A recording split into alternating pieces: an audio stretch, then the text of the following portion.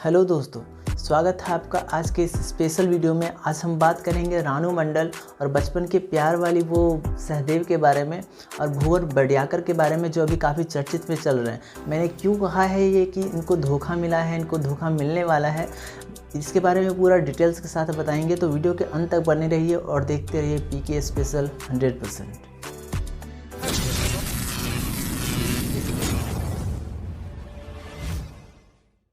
दोस्तों, मैं अपनी बात से शुरुआत करता हूं भुवन बड़ियाकर की कहानी से। वे अभी काफ़ी चर्चित चल रहे हैं और उनका एक गाना जो अभी काफ़ी चर्चा में चल रहा है, कच्चा बादाम, ये आप लोगों ने काफ़ी सुना होगा और शायद कुछ लोगों ने ये वीडियो भी देखा होगा। तो मैं टॉपिक स्टार्ट करने से पहले मैं भुवन बड़ियाकर के बारे में कुछ बताता हूँ, ज़रा गौर से सुनिएगा।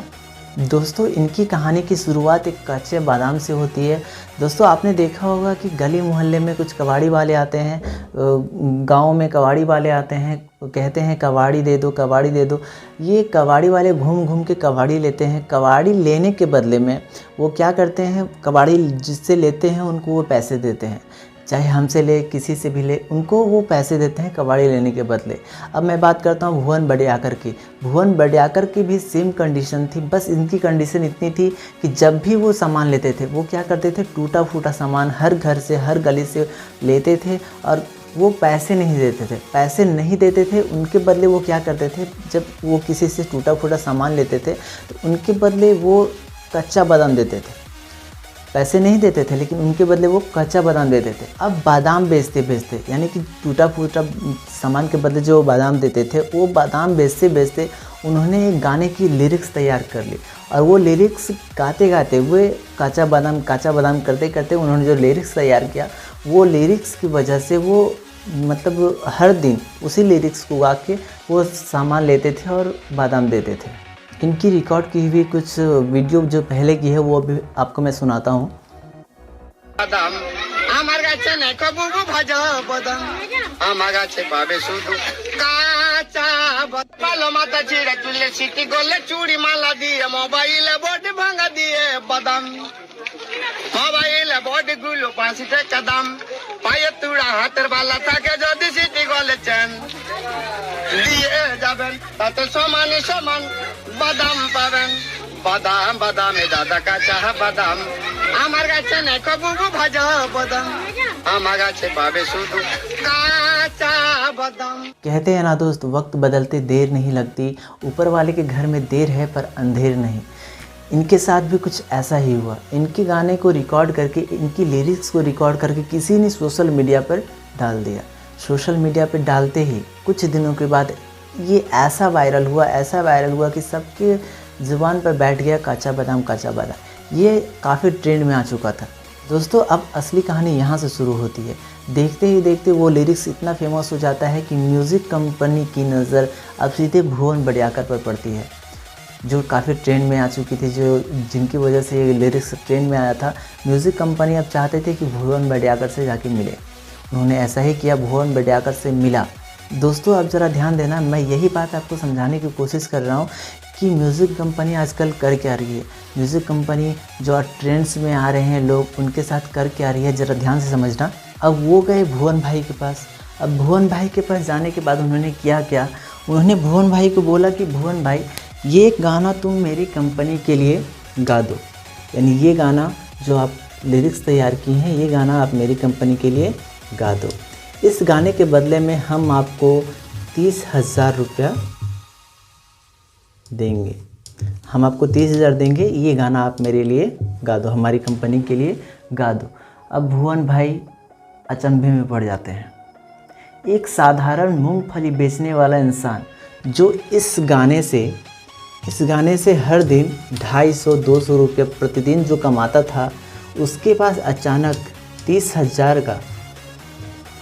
30,000 का ऑफ़र आता है, तो वो क्या करे और करता भी क्या? लोग आखिर करते ही क्या? इनके पास 30,000 का ऑफ़र आया, इन्होंने बिल्कुल वैसा ही किया जो सभी करते हैं। अब इन्होंने 30,000 के लिए ये गाना को गा दिया। अब यहाँ होता क्या है, आप ज़रा ध्यान से देखना। इनको 30,000 मिला एक गाना गाने के लिए। वो लिरिक्स जो इन्होंने रेडी किया था कच्चा बादाम बेचते बेचते, अब इन्होंने गाना तो गा दिया, अब म्यूज़िक कंपनी वाले यहाँ करते क्या हैं, गाना इन्होंने गाया, म्यूज़िक कंपनी ने इस गाने को रिलीज़ किया। अब रिलीज़ किया, जैसे ही इन्होंने रिलीज़ किया, अब उस वीडियो का व्यू 1 डे यानी एक दिन में 80 मिलियन जाता है। उस गाने का व्यू एक दिन में 80 मिलियन जाता है, तो आप अंदाज़ा लगाइए कि एक दिन का, सिर्फ एक दिन का कमाई उस म्यूज़िक कंपनी को कितना हुआ होगा। मैंने अंदाज़ा लगाया है कि लगभग 15 लाख रुपया उस गाने से म्यूज़िक कंपनी ने एक दिन में कमाया, यानी कि 1 डे में। आप अंदाज़ा लगाओ कि एक दिन में इस गाने की वजह से जो इनको 30,000 मिला, इस गाने की वजह से ये कंपनी एक दिन में 15 लाख रुपए कमाती है। दोस्तों मैं यही समझाने की कोशिश कर रहा हूँ कि म्यूज़िक कंपनी आखिर कर क्या रही है। ये ट्रेंड्स में आए जो भुवन बड़ियाकर हैं, ये ट्रेंड्स में आए, इनको रेंज में लिया गया म्यूज़िक कंपनी के थ्रू। अब हम बात करते हैं रानू मंडल की। जब रानू मंडल ट्रेंड्स में आई थी, रानू मंडल जब ट्रेंड्स में आए तो उनके साथ भी कुछ ऐसा ही हुआ था। वो जब ट्रेंड्स में थी तो उनके साथ भी ऐसा ही हुआ। सब सेलिब्रिटी उनसे मिले। उनका जो फर्स्ट गाना था तेरी मेरी, ये बड़ा ही फेमस हुआ था। उनके बाद क्या आप लोगों ने एक भी गाना उनका वायरल सुना? एक गाना वायरल होने के बाद क्या एक गाना भी वायरल हुआ उनका?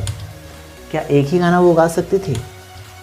क्या एक ही गाना के लिए उनका राग बना था? नहीं। लोग क्या करते हैं, ये जब तक लोग ट्रेंड में रहते हैं, तब तक उनका इस्तेमाल किया जाता है, उसके बाद उन्हें छोड़ दिया जाता है। सहदेव के साथ क्या हुआ? जो गाना गाया था सहदेव ने, बचपन का प्यार, उनके साथ क्या हुआ? यही हुआ ना। जब तक गाना ट्रेंड्स में रहा, बचपन का प्यार जब तक ट्रेंड्स में रहा, तब तक तो बहुत बादशाह ने वगैरह जितने भी सेलिब्रिटी थे उनके साथ डांस, उनके साथ वीडियो बनाया, उनके साथ सब कुछ किया। क्या एक ही गाना उनके लिए फेमस था? क्या सहदेव के लिए एक ही गाना था कि सहदेव ने और भी गाने गाए? तो वो क्यों फेमस नहीं हुआ? वो ट्रेंड्स में आया जिसकी वजह से सारे लोग, सारे सेलिब्रिटी उनके साथ वीडियो बनाए, तो फिर उनका गाना फेमस क्यों नहीं हुआ? दोस्तों मैं यही समझाने की कोशिश कर रहा हूँ कि जब तक लोग ट्रेंड्स में रहते हैं, जब तक वायरल रहते हैं, तभी तक उनको सपोर्ट मिलता है।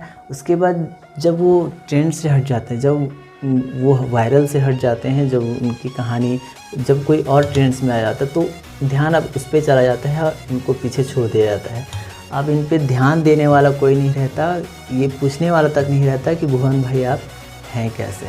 भुवन भाई तो अभी ट्रेंड्स में हैं, अभी इनकी चलती तो बहुत है, लेकिन जैसे ही नेक्स्ट, मैं दूसरे की बात कर रहा हूँ, जैसे ही नेक्स्ट पर्सन कोई आएगा ट्रेंड्स में, तो फिर भुवन भाई को सब भूल जाएंगे। तो मैं ये कहना चाह रहा हूँ कि अगर आप ट्रेंड्स में आते हो किसी भी वजह से अगर आप ट्रेंड्स में आते हो, तो आप उसका इस्तेमाल दूसरे को ना करने दें।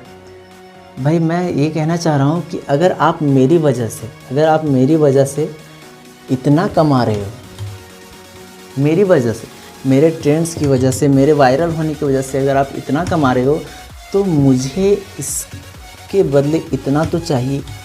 आखिर सेलिब्रिटी करते क्या है?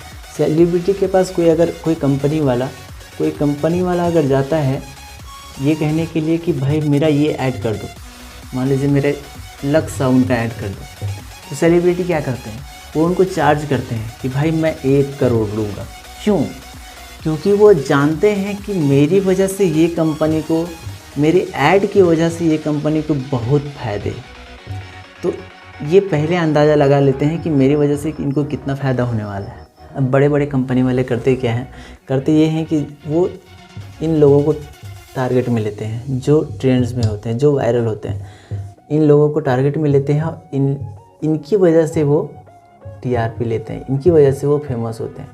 तो यहाँ इनको ये नहीं समझ में आता है कि मेरी वजह से ये फेमस हो रहा है, इनको ये समझ नहीं है कि मेरी वजह से ये फेमस हो रहा है। लेकिन मैं आपको समझाना चाह रहा हूँ, अगर दोस्त मेरी वजह से अगर आपके व्यूज़ आ रहे हैं, मेरी वजह से आपके लाइक आ रहे हैं, तो दोस्तों अगर आपने इतना कमाया है मेरी वजह से तो मुझे इतना तो चाहिए ना दोस्तों मैं यहाँ ये समझाने की कोशिश कर रहा हूँ कि अगर आपकी वजह से इनके व्यूवर्स और लाइकर्स बढ़ते हैं तो ये आपका हक है कि आप उनको चार्ज करो।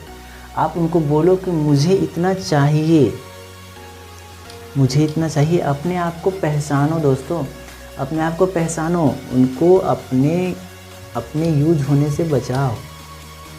मैं ये नहीं कहता उनसे ज़बरदस्ती करो, आप जितना काम कर रहे हो उतना ही मांगो ना। आपकी वजह से जितना ये कमा रहे हैं उसी से पैसे मांगो ना।